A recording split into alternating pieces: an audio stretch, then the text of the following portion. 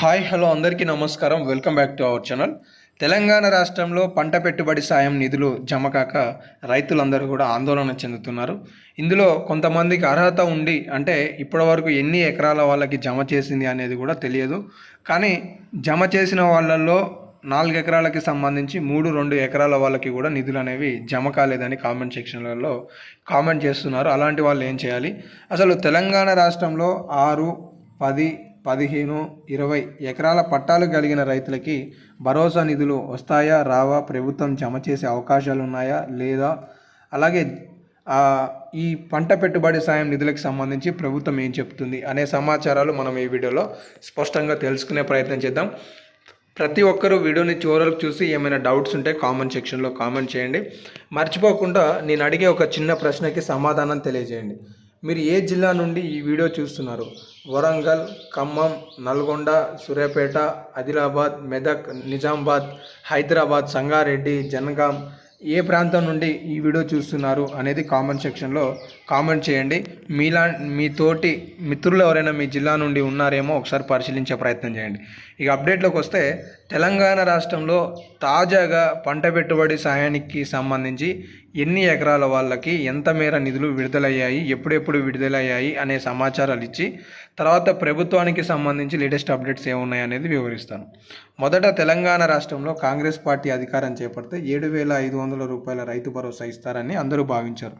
కానీ sub committee నివేదిక మేరకు తెలంగాణ రాష్ట్రంలో సాగు చేసే ప్రతి రైతుకి కూడా 6,000 రూపాయల చొప్పున ఎకరాకి ఏడాదికి 12,000 రూపాయల చొప్పున రైతు భరోసా ఇవ్వబోతున్నామని నిర్ణయించారు. మొదట దీన్ని 5 ఎకరాలకే ఇస్తారు, 10 ఎకరాలకే ఇస్తారు అని చెప్పేసి అందరూ భావించారు. కానీ దీన్ని సాగు చేసే రైతులకి అని చెప్పేసి ఇచ్చారనమాట. అంటే సాగు చేసే రైతులకి అంటే గతంలో 1,50,00,000 ఎకరాలు సుమారుగా ఉంటే ఇప్పుడు కాంగ్రెస్ ప్రభుత్వం వచ్చిన తర్వాత దీన్ని 1,46,00,000 ఎకరాలుగా చేసింది. అంటే సుమారుగా 4 లక్షల ఎకరాలు సాగులో వినియోగం లేవు అనే కారణంతో రైతు భరోసాను తీసివేస్తున్నట్లుగా అని చెప్పేసి మాత్రమే చెప్పారు. కానీ ఇంకా అధికారికంగా స్పష్టత లేదు దీని విషయంలో కూడా.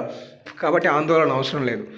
మొత్తానికి ఇప్పటివరకు ఈ 1,46,00,000 ఎకరాలకి సంబంధించి ఇవ్వాల్సిన 9,600 కోట్ల రూపాయలలో సుమారుగా 5,057 కోట్ల రూపాయల వరకు మాత్రమే నిధులని ప్రభుత్వం ఇప్పటి వరకు అందజేసింది. ఇంకా దాదాపుగా 4,000 కోట్ల రూపాయలు, సుమారుగా 4,000 కోట్ల రూపాయలు ఇంకా రైతుల ఖాతాలలో ప్రభుత్వం జమ చేయాల్సి ఉన్నది. దీనికి సంబంధించి కొన్ని స్టేట్మెంట్స్ వచ్చాయి. ఇక్కడ మనం కూడా చూసుకోవచ్చు ఒకసారి. ఈ పథకాన్ని జనవరి 26వ తారీఖు నాడు ప్రారంభిస్తే 26 ఆదివారం కావడంతో 27వ తారీఖు నుండి నిధులు జమ కావడం ప్రారంభమైంది. ఫిబ్రవరి 5వ తారీఖు నాడు 1 ఎకరా వాళ్ళకి, ఫిబ్రవరి 10వ తారీఖు నాడు 2 ఎకరాల వాళ్ళకి, ఫిబ్రవరి 12వ తారీఖు నాడు 3 ఎకరాల వాళ్ళకి ఇచ్చారనమాట. తర్వాత మార్చి నెలలో 4 ఎకరాల లోపుకి సంబంధించిన వాళ్ళకి ఇచ్చారు. కానీ ఇక 5 ఎకరాలకి సంబంధించి వాళ్ళకి సంబంధించి స్టేట్మెంట్స్ లేవు.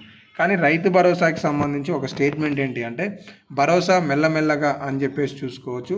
ఇప్పటి వరకు దశల వారీగా 57 లక్షల మంది రైతుల ఖాతాలలో 5,057 కోట్ల రూపాయలు జమ, మరో 13 లక్షల మందికి 4,000 కోట్ల మేర పెండింగ్లో నిధులు అని చెప్పేసి స్టేట్మెంట్ చూసుకోవచ్చు. అయితే తాజాగా తుమ్మల నాగేశ్వరరావు గారు కూడా నిన్న నిజామాబాద్ రైతు మహోత్సవ కార్యక్రమంలో ఒక స్టేట్మెంట్ని ఇచ్చారు. ఆ స్టేట్మెంట్ ఏంటి అంటే, మమ్మల్ని క్షమించండి, కుటుంబంలో పెద్దకి ఎలా అయితే ఇబ్బందులు ఉంటాయో ఈరోజు ప్రభుత్వానికి కూడా అలానే ఇబ్బందులు ఉన్నాయి. ఇలాంటి ఇబ్బందులు ఉన్నా కూడా రైతులకి రైతు భరోసా త్వరలోనే ఇచ్చి తీరుతాం అని చెప్పేసి మన్నించండి అని చెప్పేసి వారు స్టేట్మెంట్ అయితే ఇవ్వడం జరిగింది. అంటే మొత్తానికి భరోసా నిధులని జమ చేస్తామని అయితే ఆ రోజు ఆయన చెప్పడం జరిగింది. కాబట్టి 10 ఎకరాల పట్టా కలిగిన రైతుకి రైతు భరోసా వస్తుందో రాదో తెలియదు, కానీ సాగు చేసే ప్రతి రైతుకి అయితే రైతు భరోసా రావడానికి అవకాశాలు అయితే కనిపిస్తున్నాయి.